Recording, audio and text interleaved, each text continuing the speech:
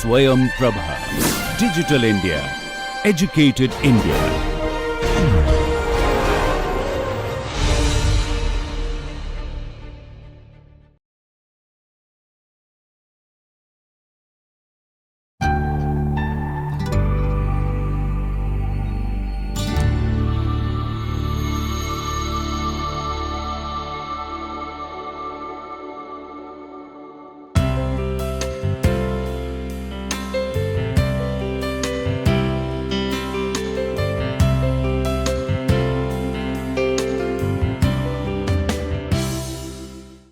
Welcome friends to our 11th week lectures. As I promised, we will have a dedicated lecture on econometric modeling in health. So, before going into the depth of this, I think it's required to have a brief recap. We especially discuss on issues of healthcare through data. And we emphasize the sources, the importance, micro and macro dimensions and indicators, and also we discuss about the challenges and limitations. Here, understanding the data, as we mentioned as the first step in doing any econometric analysis, the next step is a specification of the econometric or regression model and appropriate estimation techniques. Hence, in this lecture, we will learn introduction to econometric modeling used by applied health economists. In the econometric modeling, we will discuss about linear regression techniques and non-linear regression techniques. We also briefly discuss about research designs in causal inferences or causal analysis, where the RCT, famously known as randomized control trial, and the quasi natural experiments. So, the pure form of experimental design is called RCT in social sciences, largely used, but health professionals apply as clinical trials. But since our domain is social science, since we are focusing on social issues of healthcare, hence we are focusing on randomized control trial for the explanation, and randomized control trial will emphasize that how difficult it is, how expensive it is, etc. Hence quasi or natural experiments are also suggested. Then the last one to emphasize is estimation methods. So, in the introduction, I wish to explain econometric model describes the key relationship under investigation. That is, we have microdata on a sample population, and we are interested in understanding the role of education in determining the differences in health across populations. In order to do so, we can think of a model understanding the relationship between education and health of ith individual, that will be presented as yi alpha beta 1 x 1 I 1 and plus x prime gamma plus epsilon or error of the ith individuals. So, this is presented in matrix form. So, you can refer this form from the book Green, William Green, for the econometrics.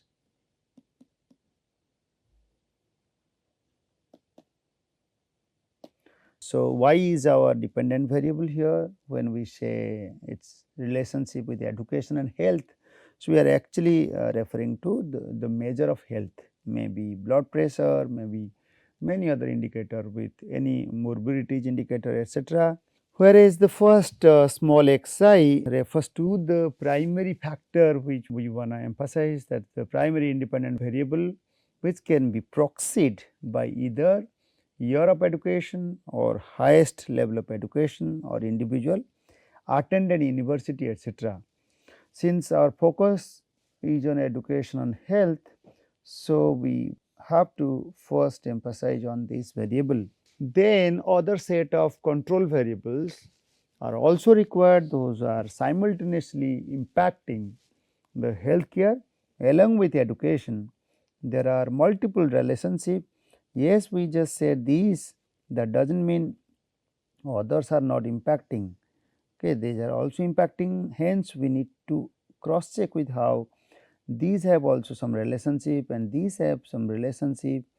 Okay, and how, but over the time period we are not discussing at this moment, that refers to the aspect of time series component we are not, or the serial correlation etc., we are not discussing at this moment. But I am just giving you signal, those who have already read econometrics to some extent.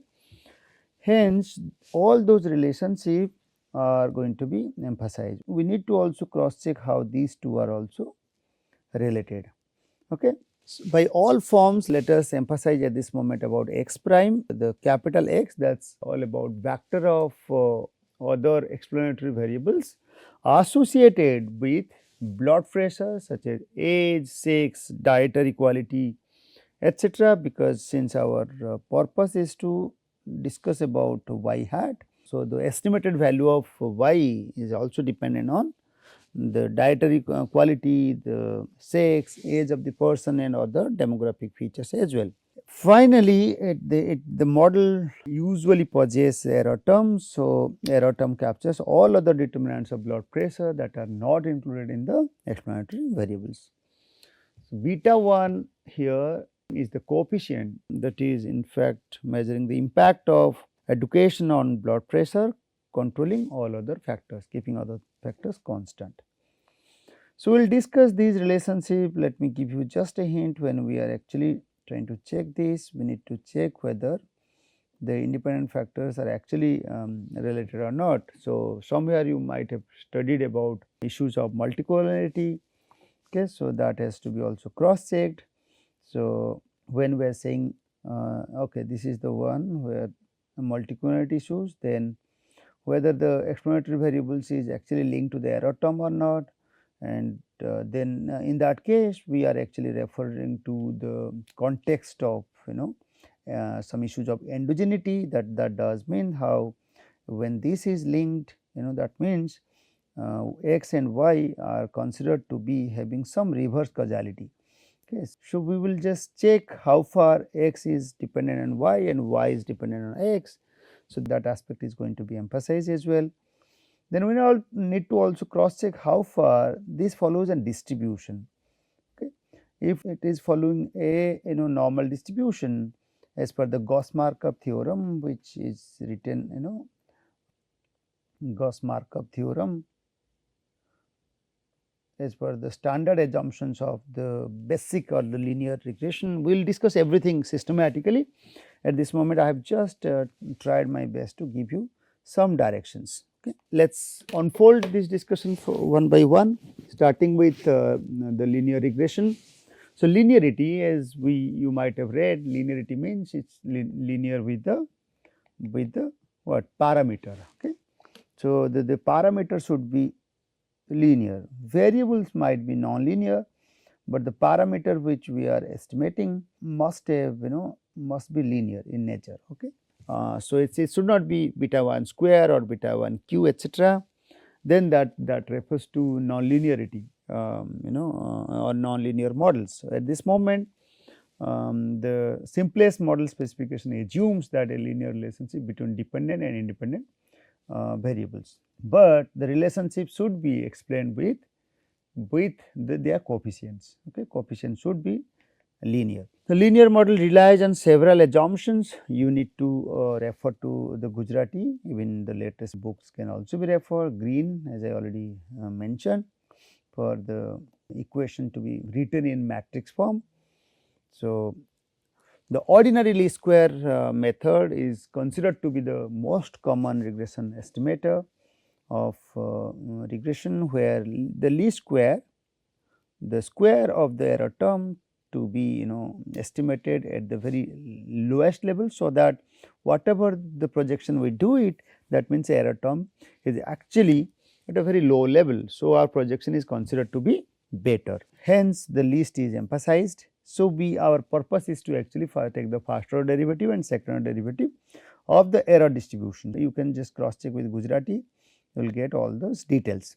Ordinary I have already mentioned, the relationship is considered to be ordinary in nature, that means a simple relationship is expected. Now OLS interpretations are usually easy. For instance, in the earlier case which you have just cited, education and health example, if education is mentioned with a variable called years of education, and blood pressure etc., that is the proxy of the health indicator, that is millimeters of the mercury, that is mmHg, that is measured in standard unit of blood pressure. Then the coefficient beta 1 represents the impact of unit change or unit increase in education, that is one extra year of schooling, and its impact on blood pressure, okay, keeping every other explanatory variable under control. That is why it is interpreted. Although linear regressions are useful measure of econometric analysis, however, in applied health economics research, many assumptions of linear regression models are indeed violated in practice, particularly the assumption of linearity and exogeneity. So, as I just said, the projection which we are just doing it here, y or x on y, so x would be sufficiently exogenous. So, but how to guarantee that actually variables are exogenous in nature? So, some tests are there. At this moment we are not emphasizing everything, but exogeneity, then only we can project correctly.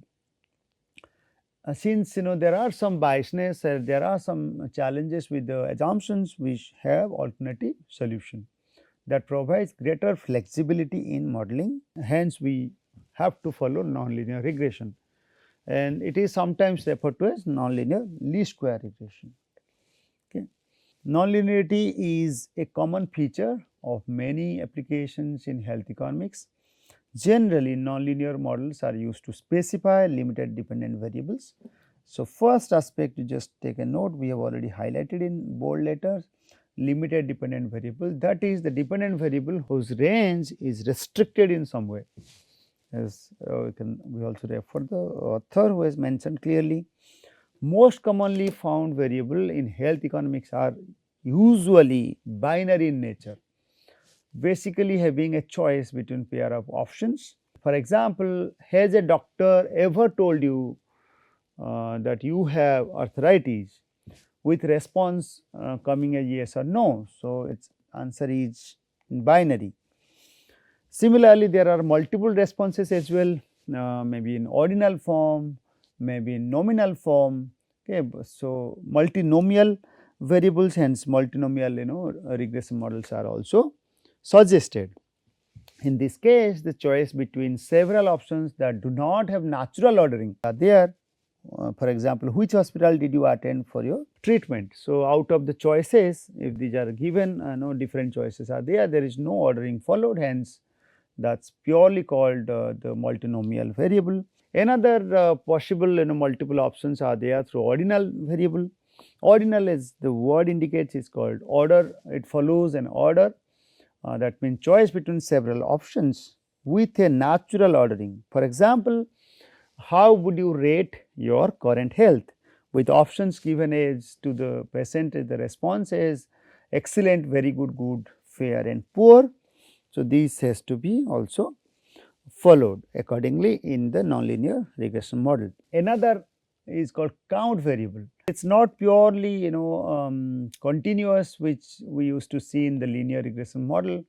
So, count variable are considered to be having some sporadic responses, which might have some lexicographic choices. So, count means it has to be in particular points. Count data typically contain a large proportion of zero observations as well as long right tail of observation. Another important aspect, we are giving example as well.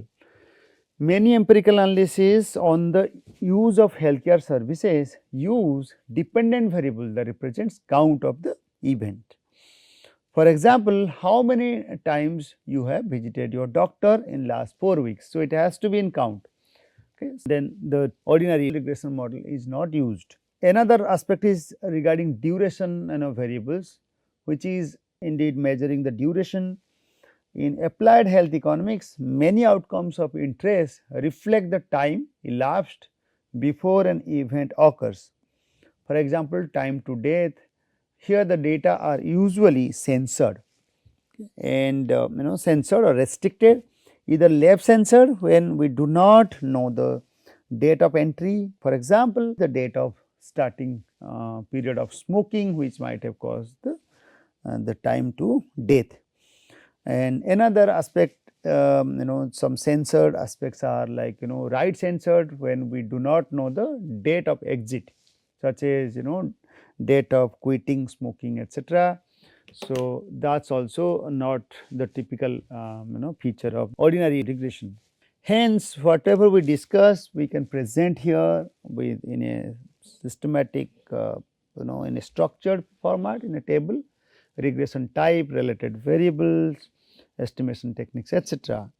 When the dependent variable are continuous or quantitative, then linear regression model is suggested. So, independent variable may be quantitative or may be qualitative. So, in that case OLS is applied.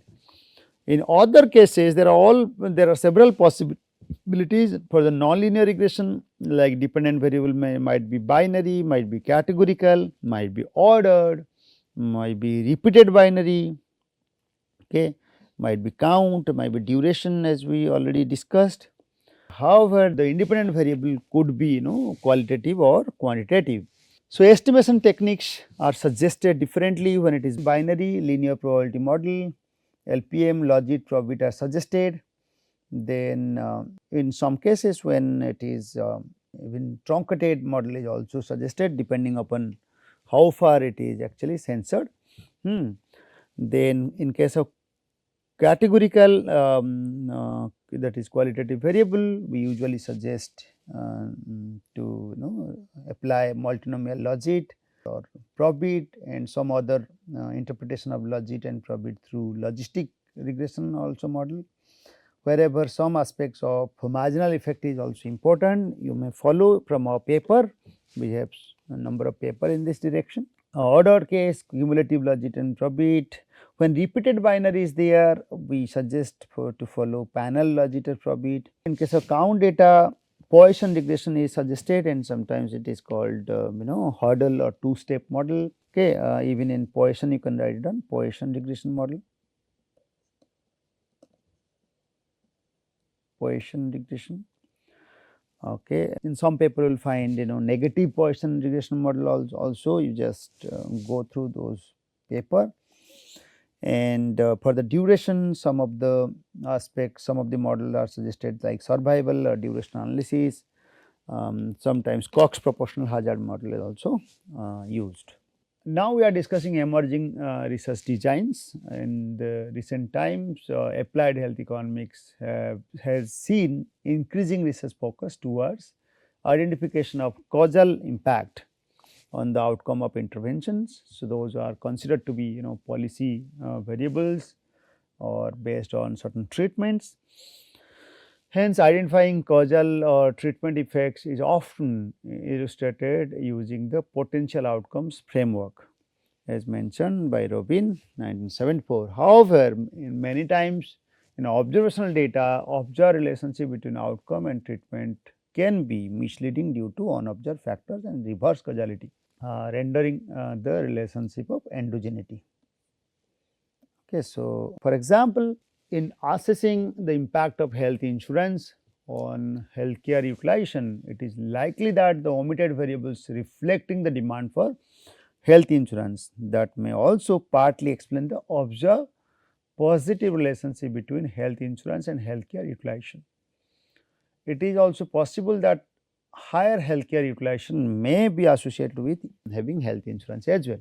In this case, the analyst must find a source of variation in the treatment that is independent of other factors that influence outcomes. Such sources of variation are mainly derived from the experimental research design, famously known as randomized controlled trial, and with certain freedom, quasi and natural experiments are also applied. So far as RCT is concerned, these are considered as the gold standard for evaluating causal impact of an intervention. In a RCT, participants are randomly assigned to either a treatment group or a control group. So, treatment group that means receiving the intervention, whereas the control group where no interventions are applied or given. For example, clinical drug trial of the COVID-19 vaccine, which also we discussed in our earlier chapter. In case of random assignment, researchers control the assignment of treatment or exposure, but it simultaneously requires some aspects such as balancing unmeasured confounders. Properly conducted random assignment balances unmeasured confounders between groups that minimizes the bias. So, another aspect of this is also called control group. RCTs always include a group that is called control group, which may receive a placebo or the standard treatment. Okay. So, placebo which have actually received no treatment, hence we can actually have a clear comparison. So, we can refer to the work of Jayapal, okay, and recent works of Banerjee and Doplo.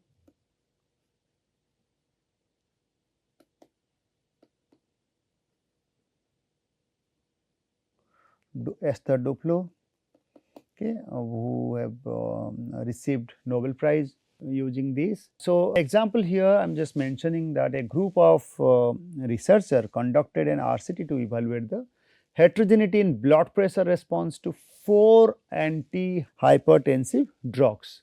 The method they have taken is participants are randomly assigned to different treatment periods, including a placebo washout period, and their blood pressure levels are measured during these times. Findings from that work is that the trial revealed significant variations in blood pressure response among participants, emphasizing the importance of personalized treatment approaches. Refer to the study of Sundstrom et al. 2023 latest work and Mann et al. 2023 cited here. I think that will also clarify you this further. Another important aspect is called quasi or natural experiments, where the situation mentioning quasi experiment where persons are assigned to a treatment or multiple treatments and a control group, but the assignment is not fully randomized. In other words, quasi experiments have a source of randomization, that is as if randomly assigned.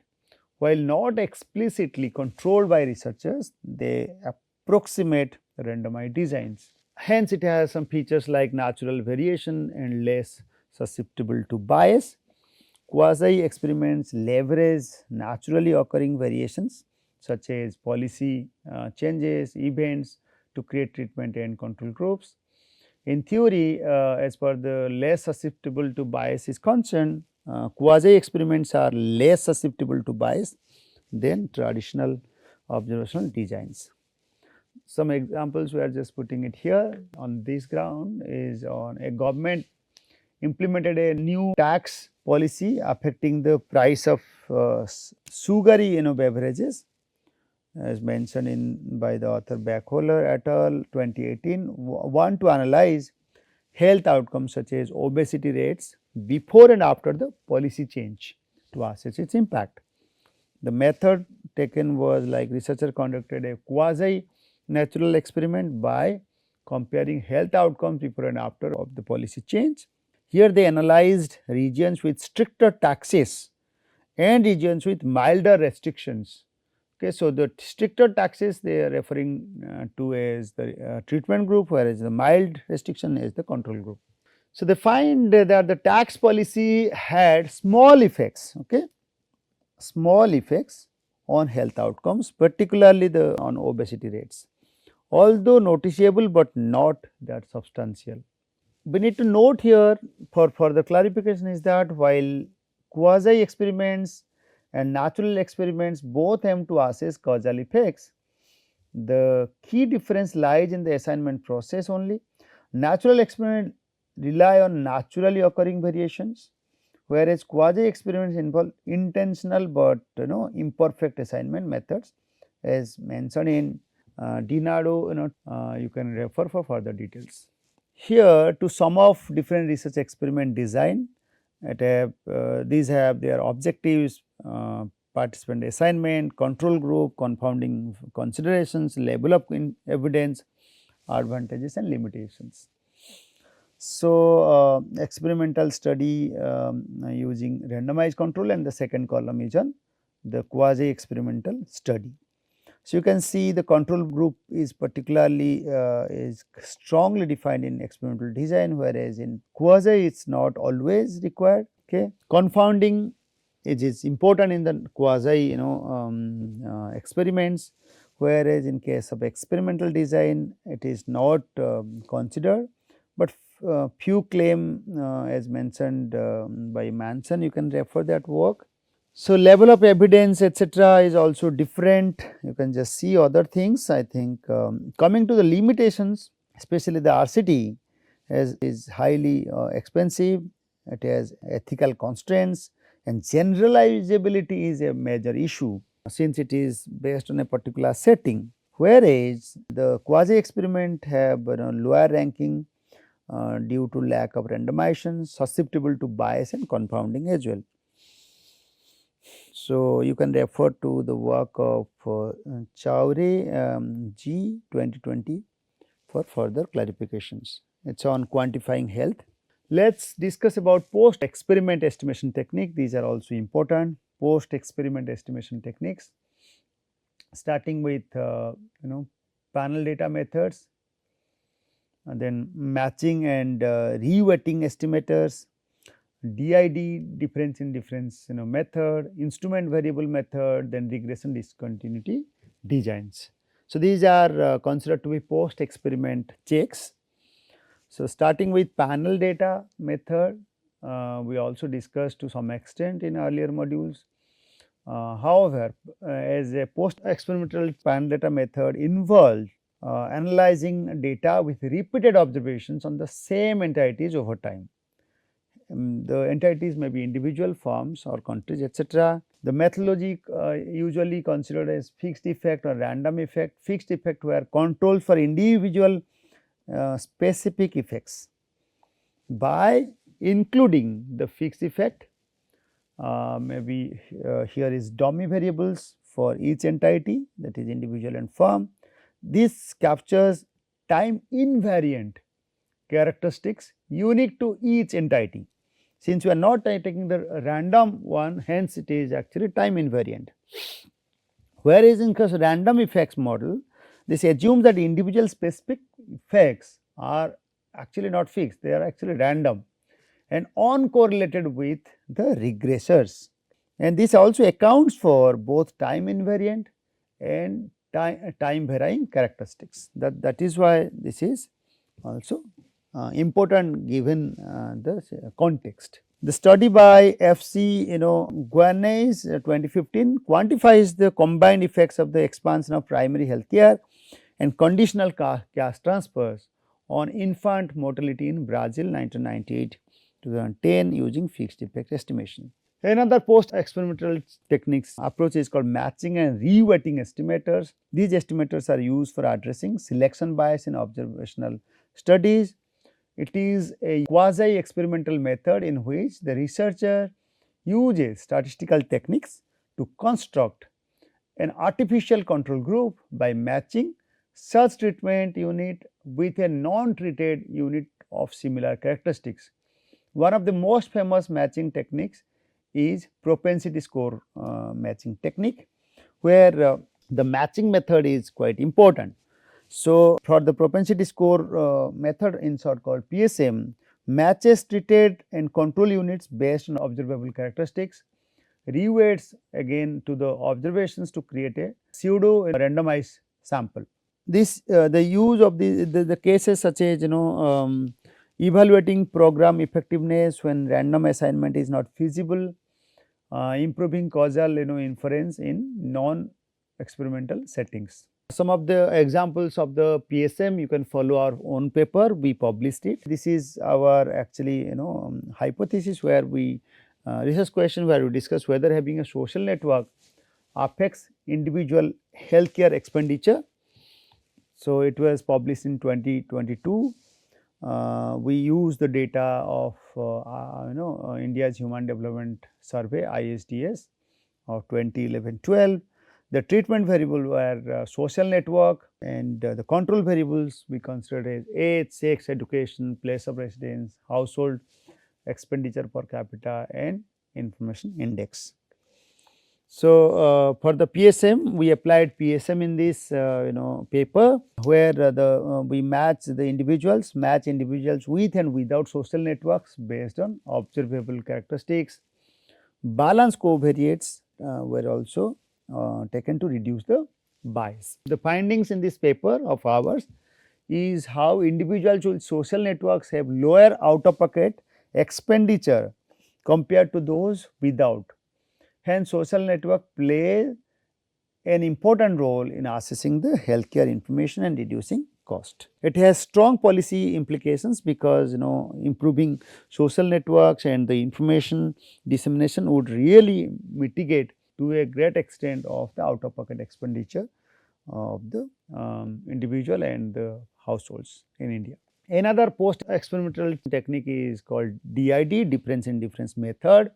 DID is a quasi experimental design that uses longitudinal data. So, that's important to note. Earlier in the previous method, we did not say that it's not longitudinal data is not required. It was in one period time even apply. So, longitudinal data from treatment and control groups to estimate causal effects. It is commonly used to assess the impact of specific intervention or treatment.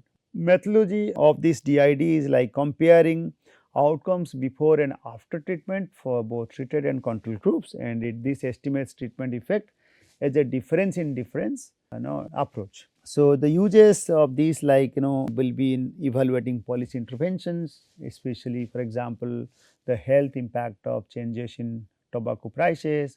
Analyzing natural experiments are important, as you already mentioned. So, the specific examples and reference you can follow for further clarification of DID from this paper by Tirgil and others. Of the very latest one published recently in 2023, that demonstrates the causal impact of family medicine reform on patient satisfaction in Turkey using DID. Another method is called instrumental variable method. Usually this is quite important for controlling endogeneity and omitted variable bias, OVB.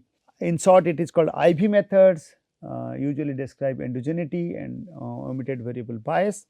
An instrument, that is exogenous variable, is used to predict treatment assignment, estimates causal effects by exploiting variation in the instrument. You can refer to our paper. I am just citing here Haile for further clarification, and Mohanty, okay, published in a top journal on migration and remittances.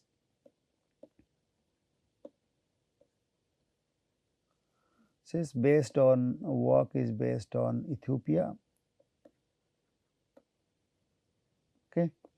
So, published in 2022. So, we have discussed about what should be a right instrument. Okay. So, how far the instrument techniques are suggested, how to check that is actually exogenous enough. So, estimates causal effects by exploiting variation in the instrument. Then some use of this is like estimating causal effects when direct manipulation is not possible. Correcting for endogeneity in economic model is must and usually suggested, especially in panel model. The endogeneity is expected to be very huge, where in cross sections it is, since it is a particular time period, response are taken, hence and considered to be, and most of the cross section variables are considered to be having fixity in response, used to be non dynamic, hence endogeneity is expected to be lesser, whereas in case of panel model it is usually suggested to apply IB method with the possibility of some endogeneity within it. So, we discuss about test, how to check that there are endogeneity or not. You can refer to our paper as well. Even the study by Dean and others 2015 established the impact of HIV status knowledge on linkage to HIV treatment in South Africa using the IV approach. So, the last post experimental technique at this moment we are discussing is on these regression discontinuity designs, RD in short. RD design usually evaluates treatment effects near a threshold. Here participants are assigned to the intervention and the control conditions based on a cutoff score on a pre-intervention measure, and that typically assesses need or merit. So, the methodology used for it, like this explores outcomes around a cutoff point or the eligibility criteria, and this compares units just above and below the threshold. So, assessing program impacts near eligibility threshold is important for policy or for programs evaluation. Identifying causal effects in situations with clear rules are also important. The study by Jabor and others of 2017 showed the causal impact of HIV treatment on mortality, employment and education in South Africa using the regression discontinuity design approach. So, that is all I think in this module, and the following 2 lectures will be on data handling packages in healthcare and in health. We discuss in the next 2 lecture on especially emphasizing open and licensed data handling packages that will be also useful for a researcher to know and apply. And I think you can refer to the specific papers. So, our own paper we have highlighted here as well, and it is its title. And for the instrumental variable you can also refer, as I told, our another paper by Haile and Mohanty.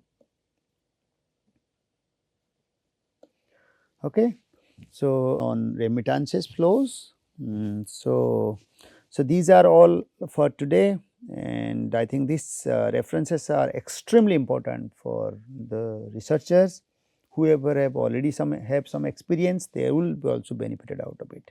So, I think that is all for today. I expect you to listen other 2 lectures will be equally important. You can also suggest other to follow. That is all. Thank you.